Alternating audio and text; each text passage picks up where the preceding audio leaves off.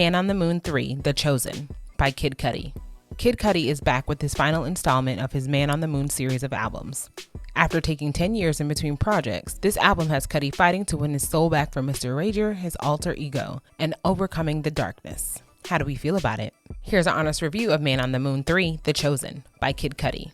All right, man, Kid Cudi, Man on the Moon, Part 3, The Chosen. The Chosen. Potential album of the year. How you feel about this album artwork, Ace? I think this album artwork is fire. This was the thing that really got me more excited about the album, because when he announced it, I was just like, oh, it's coming. And I saw the album artwork, and I'm like, that's what I like. I love the, just a half and half shot. I feel like it's very fitting for the artist that Kid Cudi is, and I just love how it looks, man. Yeah, the album artwork is fire. I love the fact that you see the moon over on the left side of his face with him kind of like falling from the sky. It looks almost like it's in outer space with the way the paint is kind of like flowing and how his whole face is constructed of these nice hues of colors. It was a great album cover. I don't really want to do a traditional album review here. I just want to have a discussion. Okay. But I don't even want to talk about the flow of this album. Let's talk about highlights. Okay. Songs that you really enjoyed. So as far as me, man, I ain't gonna front. First time through, I was like, yo, this thing is in a stupor. Second time through, I came away with like 2 joints. Third time through, I still was left with them 2 joints. And I was just like, you know what? I don't know if I could get this joint another listen. Did you feel similar, I guess? First listen through, I was utterly not pleased. Yeah, you called me. Yeah. Cudi, no. I was just like, Second time through, I was just like, there's something I could pick on here. I got about 4, 5 joints that I can actually say I will listen to again just because of how they sound. But third time through was a blur. So, as far as the songs that I actually rock with, I thought Dive was actually pretty cool. Upon listening to it a few times, I really liked the way he flipped it. The flow that he used on the song was actually cool as well. There's another record on here. It's called Show Out. It sounds straight. What is that? Grunge, right? Yeah. Grime. Yeah, it's that UK sound with Spectra and Pop Smoke, Spectre. And Spectre, he straight... Skepta. He straight destroyed his... no disrespect. I just forgot how to pronounce it. He straight demolished his verse. Pop Smoke, he did his thing. I like the way what Cudi added to this. It definitely did sound like something fresh for him. Yeah. Definitely we've heard this sound on record before, so it wasn't that. And The Void, I don't know really what it was, but... The Void actually came off as something that I could really rock with, and it was a really cool track. Even though I felt like it was bringing my mood down a little bit, it still sounds sonically like a good song. Yeah, man. When I heard She Knows This, I was just like, okay. But was it the Scott Pilgrim sample? Oh, I didn't even pick that out. But okay. I just love the sound. I was like, okay, this is getting better. Right, even going to Dive, I was just like, all right.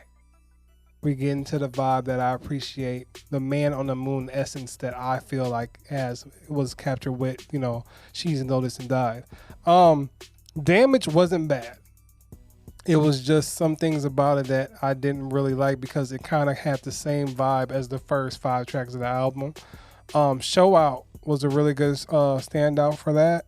The Void was great, and I think it was Pale Moon Night that I liked. And that's all for what I liked from the album.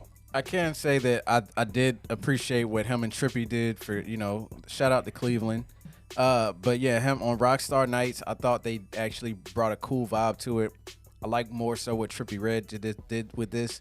And it was funny because throughout this project, I've actually heard more of the Bone Thug influence that they've had on Cudi, because I've never heard it before. Like, as much as I've heard Cudi, I've never felt like, man, he feels like he's somewhat influenced by Bone. Even with some of the harmonizing and stuff, it still just felt like it's his own style. But this time around, I was like, man, it feels like he was inspired by Bone Thugs coming up. I mean, they from the same place. They definitely has different styles of music, but you know, lowlights, man, or things I just didn't appreciate. I just want to say it was the majority of the album. Why? I just don't know what it is. First of all, I just want to say, if you're a Kid Cudi fan, I guess it's important for you to know that I've only banged with Kid Cudi's first album. Okay. Straight up and down. Like I've never liked Man on the Moon 2. I didn't like any of the mixtapes. None of it. Not even the first mixtape? No. Like I've only liked Man on the Moon, the first one. Like that was it. I liked the majority of the songs on that project, and I felt like after that, I don't know what it was. It's like the fame and the stress that came with celebrity. I felt like it changed the sound of the music, and it just turned to this melancholy, whatever the name, how you say that word is. It just came to the style of music that it's just something that it's just not for me. Okay. And that's just the way I felt throughout the majority of this project. Like songs like Damage, I was just shaking my head. Mr. Solo Dolo 3. No. Like, it's look, the first one was amazing. Everyone after that is just like, just leave it alone. Like, I just hate when artists like keep banging on this one song. You can name it a whole nother song. No, but I love some artists when they make a series of songs. I mean, J. Cole got one of the illest series of A Dollar and Dream. You know, that's J. Cole. But I'm just saying, he killed every one of them. And I think he didn't have that essence. Did Cudi kill all of them? No. Exactly my point. Yeah. You gotta, when you're doing this, man, and he don't gotta listen to me. Obviously, he made the music his damn self, but it's a lot to live up to. You know, when the game made the documentary too. I'm glad you said that. You know, it's like you're automatically putting in a position for people to compare. Yes. As opposed to just naming it something completely different. Do what you want for sure, but like when I heard songs like Heaven on Earth and Sad People and oh my God, Elsa's Baby Boy. I forgot to point out Sad People. I like Sad People though. Yeah, you mentioned it, but I didn't. I didn't like it at all. And what is that? Elise's Baby Boy? Elsa, that was more not even like a song. It wasn't, but it was annoying. Think so? Yes, I hated everything about it. I could put up with it. That track didn't really feel like a song to me. It just felt like an excerpt and what he was trying to transition, you know, with the acts. And that's the thing I want to point out right quick. I know he has acts for this album, just like he did with Man on the Moon 1 and 2. But I feel like, because when I first heard Man on the Moon 2, I didn't fuck with it. Like, I like certain excerpts of the songs, but when I went down and broke it act by act, I got a new appreciation for it. That's how I was with the first Man on the Moon. But this one, I didn't care about the structure. No. And that is the thing. Like, I love when Cudi like makes a structure of his albums because it actually has like a meaning and significance with it. This one, I wasn't feeling the structure at all. I didn't feel like this one had that similar type of Man on the Moon flow and transition because it just wasn't executed well.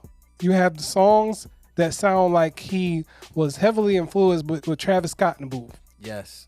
There were Like a couple through the songs whole- I had to pull my phone out and look, and I was like, is Travis Scott featured on this song? Yeah. And it's just like, I felt like there wasn't no variety. Usually when you get this sound with the humming and everything, that the vibe that Cudi creates, he brings more to it than just what he does initially. He'll start off with the vibe, and then the production will transform into something else. Through the first half of his album, it was just the same drum pattern over and over. And I'm just like, what is this? And that's why, you know, for me, as a fan of the Man on the Moon series, I didn't feel like this should have been called Man on the Moon 3 because I didn't get that same essence from the first two projects. So, hate on me all you want, but call it like I see it. I don't care how you break this down. This was not constructed in the way Man on the Moon 1 and 2 was. One more positive note, I really like what Phoebe Bridger did on Loving Me, but Okay. I did feel like Cudi kind of took away from it on the record as well. And look, man, I guess in conclusion, I could just say like I'm not a fan of what Cudi's been doing the last couple years. I know he's been having personal things that he's been going through or struggles. I know wasn't he? I don't know. I don't know what he's doing. I just know that the music's not translating into something that I can consume and enjoy. And it's disappointing because I just remember when Cudi came out, I just knew he was gonna be like the next guy. And he let Kanye West kind of go like blaze right past him, and then it felt like he took a back seat and didn't really care to try to stand out anymore. He just kind of just did whatever he felt like doing, and by all means do that, but I'm not enjoying it. Yeah, I mean, I've been a fan ever since Kid Named Cudi, man. That mixtape got so many plays from me, and Man on the Moon is classic to me. I love that album to death. And, you know, I know you should never stay, you know, hooked on the old stuff. You know, if you want the old stuff, go buy it, go listen to it, it's there. But I really thought that Man on the Moon 3 would like get me back into the Cudi zone, man. I really wanted like to be into like that. Cudi zone is gone. and it just failed. Like I still appreciate him as an artist and what he brings to music. But like Dame said, there's been a lot of projects that really hasn't, you know, satisfied my personal needs as a Cudi fan. I get it. He's doing what he's want. He's an artist. You can do whatever you want. But I just kind of feel like he lost the spark in terms of what we saw initially from him and everything like that. I mean, the last good project for me was that Passion, Pain, and Demon Slaying. And after that, that was good for me. But other than I'm saying than that, I feel like I don't want to call this Man on the Moon 3. I'm sorry. Final grade. I'm giving this an X. I'm sorry, Cudi. I feel like you got to come harder than that. You've done some cool stuff. You've been part of some really good features. Yeah. But it just seems like you've kind of lost touch on the genius side of you. Because half of this album, I'm just like shaking my head, like, what the hell is he talking about? Yeah. Unfortunately, I'm gonna give it an X. Even though I mean, I did say like 5 songs, but that's 5 out of 18. So I mean. No, just got to be honest. This is not the quality of music that I was looking for. But you can disagree with me. But I feel like this isn't Cudi's best.